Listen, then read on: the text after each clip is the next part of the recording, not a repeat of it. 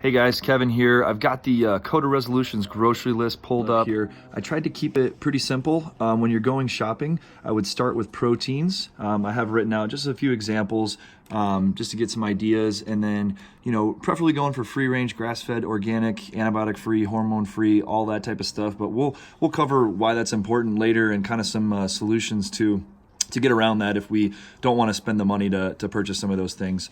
And then vegetables, I listed off some of my favorites that are more, nutrient dense, but, pretty much any green vegetable, anything that's called a vegetable is going to be totally okay on this challenge. Some different examples of fats, and then spices and sauces. I just pulled out some of examples from Liz and mine's fridge just to go over a few different things. So, there really are some good examples of spices. We do the Himalayan sea salt. It's got a lot more, nutrients than other salt. We do the peppercorns. So we pretty much put salt and pepper on almost everything, along with, sauteing things in fat. But, some other ideas is just getting some, fresh sage, oregano, or even basil and chopping that up. And it can really add some good flavor to some dishes and stuff like that you cook. And those are pretty cheap to get. I mean, like that basil plant was like $2 for all of that. And then, there is really a lot of choices for sauces. So I just pulled out some of ours from our fridge. They're going to be compliant on the challenge.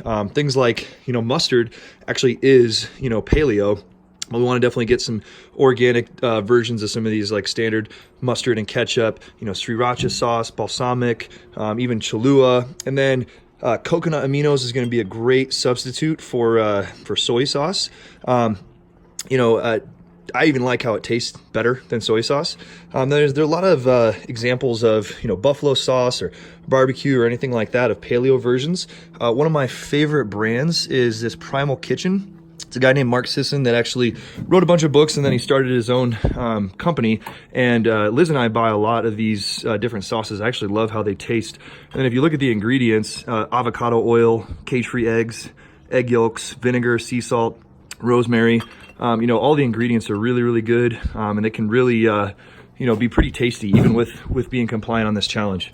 Then lastly, if we're on the performance track, there is going to be, let me scroll down here.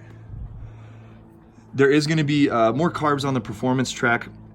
Some of these things are allowed on the body composition track, like sweet potatoes and fruit, just wanting to limit those a little bit. But on the performance track, I'd like to have people stick to something close to this, with white potatoes, sweet potatoes, white rice, steel cut oatmeal. But, everything else is going to be pretty similar, whether we're on body composition or performance.